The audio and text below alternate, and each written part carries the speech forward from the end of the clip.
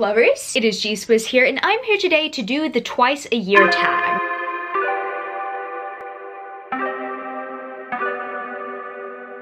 This tag was created by Beck from Beckle Books, and I will link their original tag down in the description where you can check it out and you can look at their prompts and everything. I was actually tagged, and that's really exciting. And also, I'm a big fan of Beck as well. Love her content, love her as a person, so this is just really exciting for me, so thanks for the tag, Beck. I really like these questions. I really like the idea of this tag because I love the excuse to check in. Every single time I see the mid-year check-in tag or maybe even the end-of-year tag, I just love participating in them. However, this is the kind of tag that I never knew that I needed because you get to participate in it after the first quarter of the year and also in August. It sounds like a fun time. You know what? I put it on my list of video ideas to consider, and funnily enough, I was tagged. It was a sign that I had to do it, and I'm very much looking forward to sharing these answers with you and just going through my reading year so far and to see what's next. So I guess without further ado, let's get into the check-in prompts. Question number one is, how many books do you think that you'll read this year? So based on how many books I've read so far this year, and based on the end of year counts for the last couple of years, I would say 200. And also a big reason why I would say 200 is because you got to take into consideration that I read a lot of manga in a year, and I also challenge myself to fly through a bunch of manga series. I'm doing that a lot more now considering how many more manga series I've gotten into, and also there are a bunch of books that I'm just flying through on my TBR. I'm buying a lot less books and I'm reading a lot more of them. I think it's because I've been using a tracking spreadsheet this year and I've been really motivated. I kind of will have to say 200 books considering the pattern of my reading progress for the last few years. Question number two is, have you made a specific reading goal or target that you need to check in or keep track of? My initial Goodreads goal was 50 books. I've surpassed that already. We don't need to talk about that. However, I've made a few TBR videos this year, one being my top 22 books that I want to read in 2022. I need to look into that and see what books I've completed so far and what books I still need to prioritize. There's also a TBR that 12 friends contributed to. I've made a video on my channel about that called 12 books that my friends put on my TBR for the year or something similar to that. Gotta technically keep track in terms of those videos. Also my rereads TBR. Like, I've made a few videos when it comes to my TBR for the year, and those are the kind of goals that I do make beside like my regular monthly TBRs. There is a bunch to keep track of, and I'm not gonna go into them extensively now because that would require me rewatching all of them. But I pretty much do need to rewatch them at any chance I get so I can confirm whether I can tick off some books on those TBR videos, cross them out, or whether I just need to get a move on with those TBRs. Prompt number three is, how many 5-star books have you read so far this year? I've only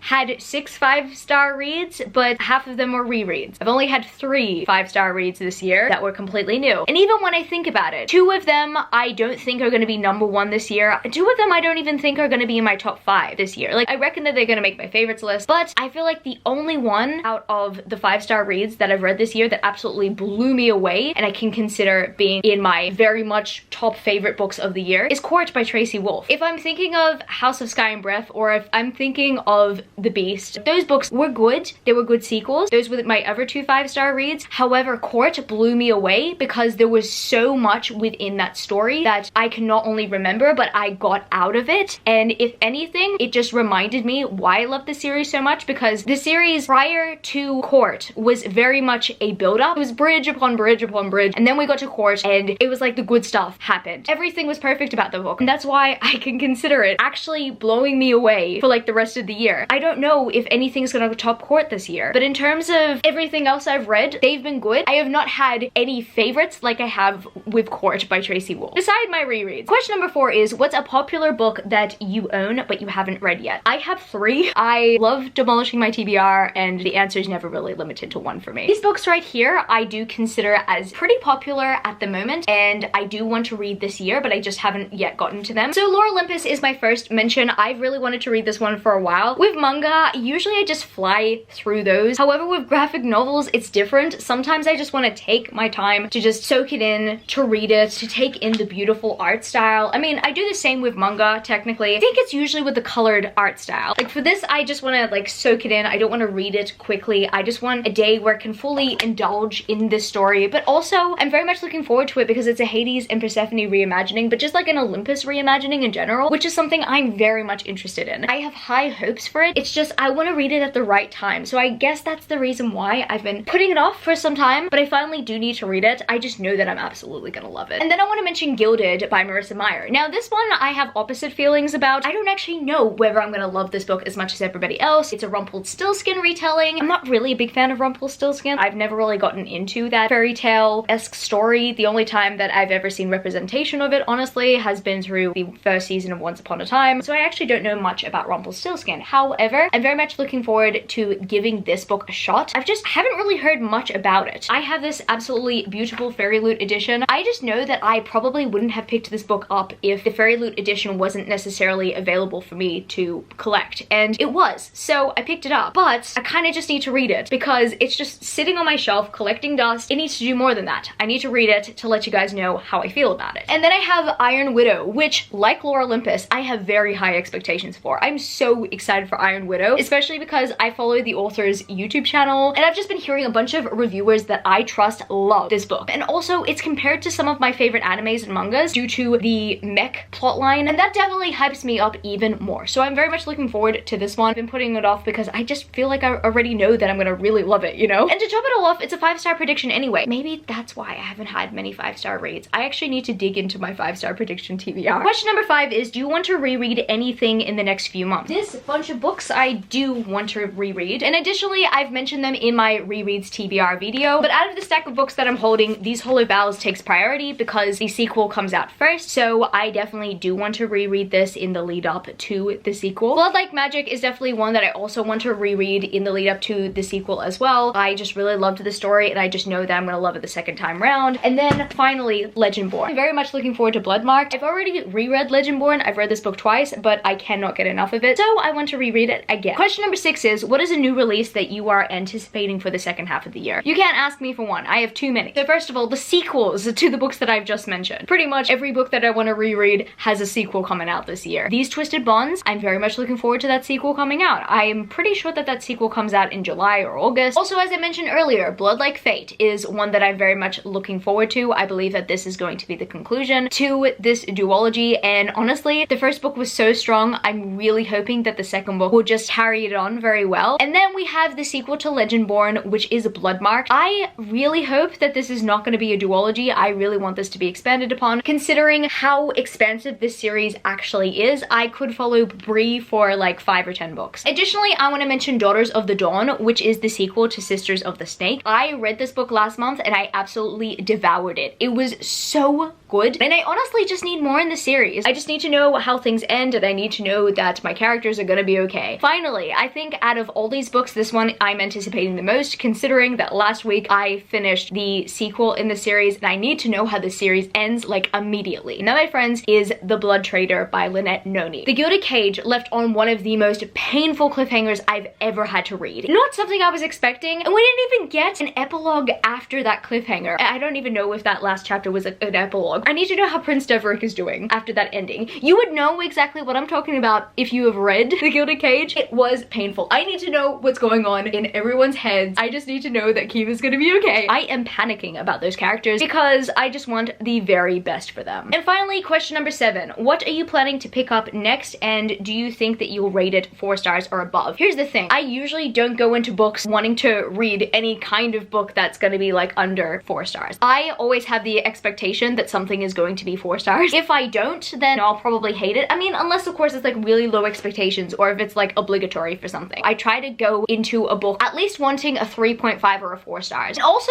I don't necessarily want to talk about my next read. And the reason why I don't want to talk about my next read is because this video could go up after I've read it. Like in usual circumstances, filming TBR videos is a very dangerous thing for me because I could have read like half the TBR before the video goes up. So I'm just going to go with a safe option here and not go with my next read, but a book series that I want to complete soon, and I hopefully want to give it over 4 stars. And that, my friends, is the Luck series by Jennifer L. Armentrout. I'm holding up Obsidian, and yes, I have read Obsidian. However, as I'm filming this video, I have not finished the series. It might be safe to say that by the time this video goes up, I have not finished the series yet. I'm counting all 5 books and the novella Shadows. I'm hoping that all of these books get 4 out of 5 stars, or at least this series in general gets 4 out of 5 stars. I really liked the first book, and the first book did get a 4 stars for me. I really enjoyed the world building, even though it kind of felt like a contemporary-esque novel, I just know that it's like a slow burn into something that's probably a bit more than a contemporary-esque setting. It's probably going to become more paranormal as it goes along. There's an extraterrestrial aspect to the story, and I'm honestly very much looking forward to seeing where Jennifer will take us in the rest of the series. I've just heard great things about the series in the years that I've been on BookTube, and I am so happy that I am finally going to join the bandwagon, and hopefully I'm going to enjoy it as much as everyone else does. So I guess that's going to be it for this video today, book lovers. If you happen to stay till the end of the video, leave me the blue heart emoji. I was just reminded of the color blue when I was holding up the first Lux book. So yeah, leave me a blue heart if you happen to stay till the end of this video. If you happen to enjoy this video, don't forget to give it a thumbs up and subscribe to my channel if you haven't yet already. Join the amazing community of book lovers. And also I have social medias. I'm at gswizzlebooks on Twitter and Instagram, and I'm also at Goodreads. That's www.goodreads.com/gswizzle. And finally, I'm at TikTok. I'm at gswizzle on TikTok if you want to follow me there for some bookish content. I love you, book lovers, and I will see you later.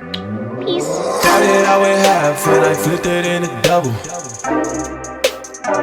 Started out with half and I flipped it into double.